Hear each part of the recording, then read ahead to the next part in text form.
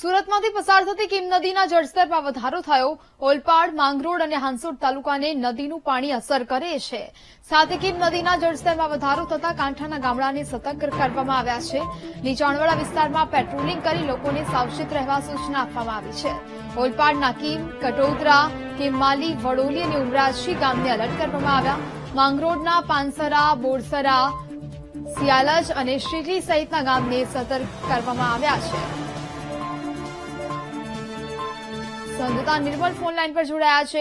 નિર્મલ, સુરતમાંથી પસાર થતી કીમ નદીના જળસ્તરમાં વધારો થયો છે, શું સ્થિતિ?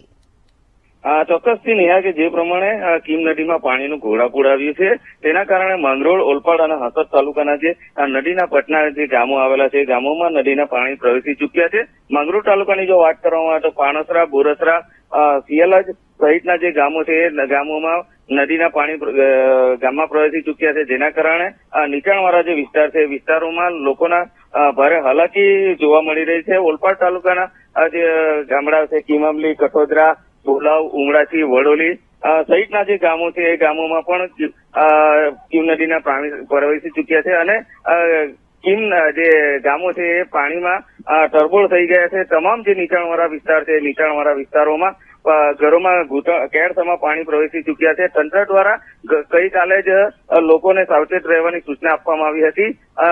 જે નીચાણવાળા વિસ્તારમાં જે ફસાયા હતા તેઓને રાત્રિ દરમિયાન જ સલામત સ્થળે ખસેડી નાખવામાં આવ્યા હતા। હાલ જે વડોલી ખાતે છે એ પાણી મુખ્ય સ્ટેટ માર્ગ પર પણ ફરી વળ્યા છે।